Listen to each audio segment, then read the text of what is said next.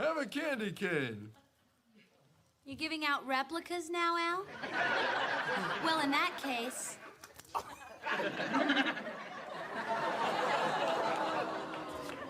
Marcy? Oh.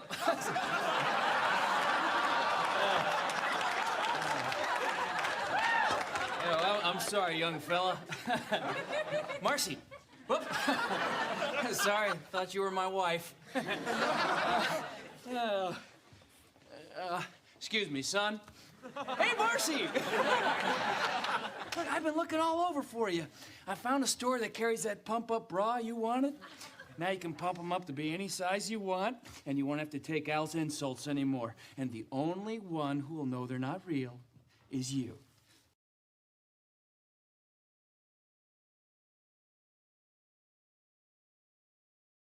Even more than that before I'm finished with you.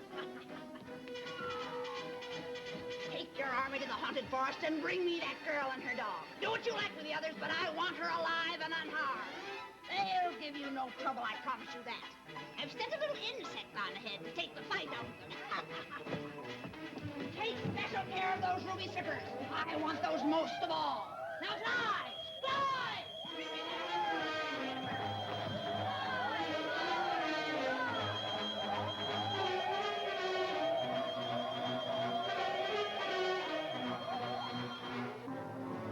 This is beyond disgusting.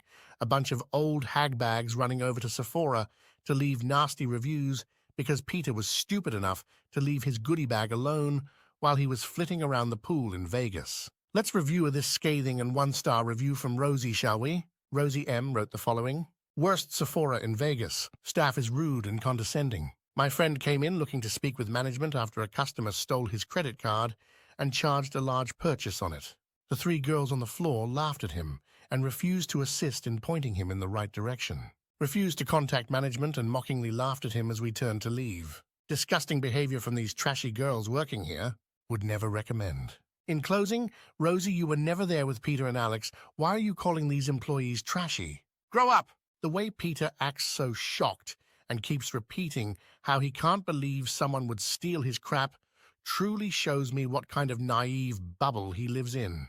It's even more ridiculous how he is buckling down even harder, trying to normalize his stupidity by saying everyone brings their cash and valuables to busy places like pools and beaches, and anyone saying otherwise is wrong, not him. Peter portrays himself as this oh-so-wise older YouTuber with so much life experience, when in reality he is clueless about life and has no street smarts or common sense whatsoever. I don't wish theft on anyone, but what 52-year-old is dumb enough to leave their items unattended for just 10 minutes?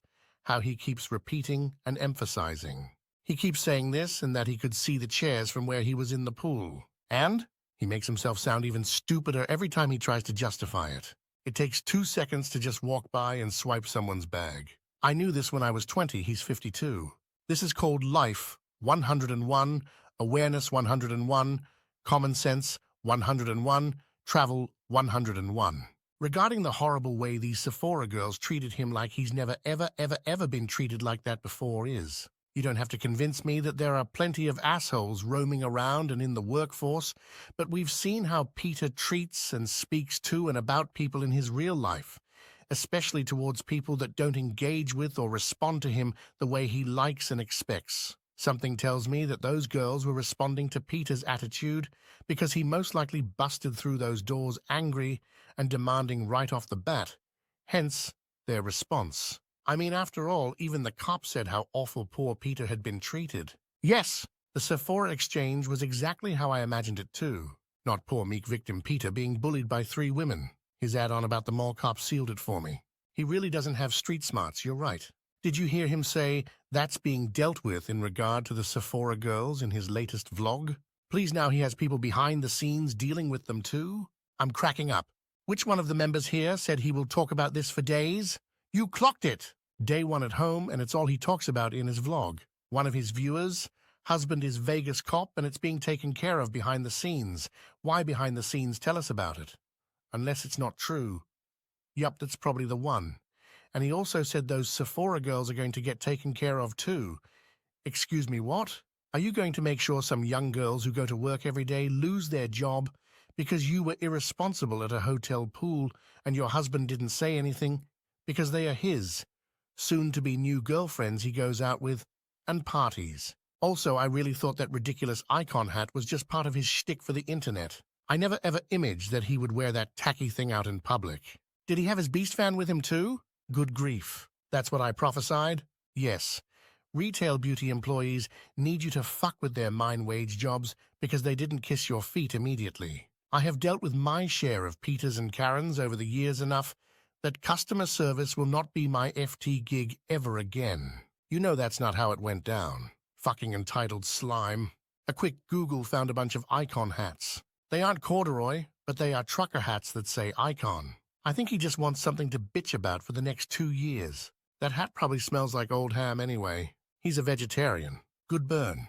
At best, it smells like old ham. More likely it's hair grease, ancient ashtray, and a horrible combo of Yankee and Woodwick candle residue. I just spit out my coffee, and I had so many DMs, and everyone was really sweet.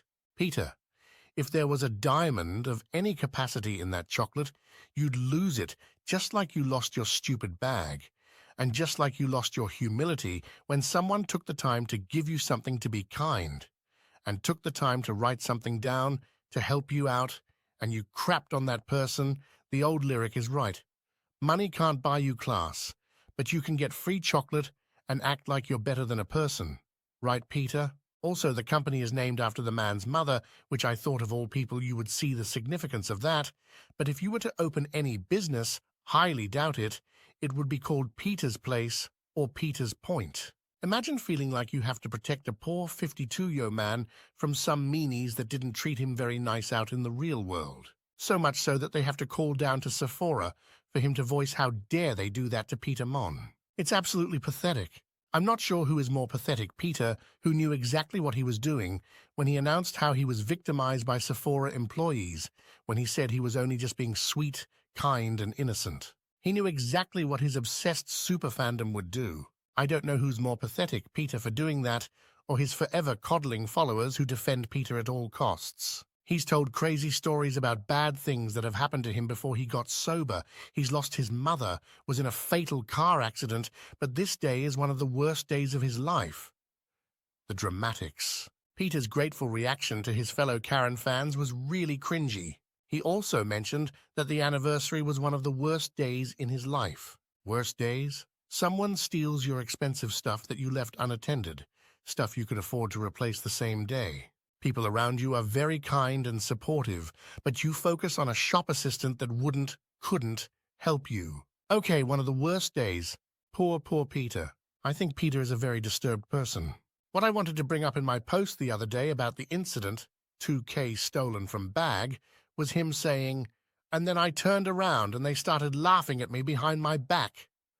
That's happened to me my entire life. To me, that sounds like straight-up paranoia. I think he made that and all the other parts of the conversation up.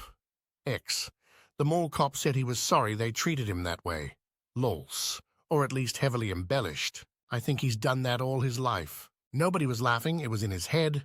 I find it hard to believe anything he says anymore, so I only believe that he went to Sephora. I don't believe the conversations that he said he had with the girls or the police security officer. His stories all have the same tone, like a child making something up. Every time he tells a story, he adds a bit more BS.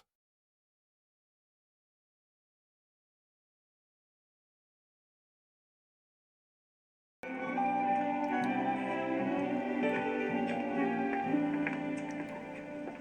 just haven't found the thing today. I don't look right in American clothes. I have a more European body. Oh, in Europe, do they all have big butts, too?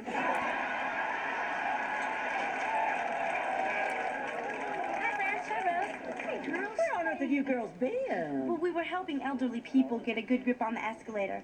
We just lost all track of time. Oh, sweet. Isn't that sweet?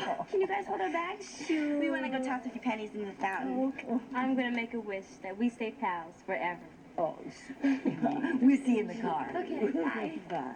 Aren't they the greatest? Yes. Looks like I've been a good influence on them.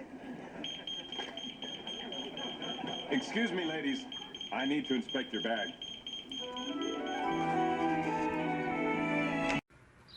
Okay, listen to this. Everyone on Sesame Street is always talking about love. Yuck. But now it's time for me to tell you what Oscar the Grouch loves. The thing that Grouches love best of all. Oh, I love trash. Anything dirty or dingy or dusty. Anything ragged or rotten or rusty. Yes, I love trash. If you really want to see something trashy, look at this. I have here a sneaker that's tattered and worn. It's all full of holes and the laces are torn. A gift from my mother the day I was born. I love it because it's trash. Oh, I love trash. Anything dirty or dingy or dusty.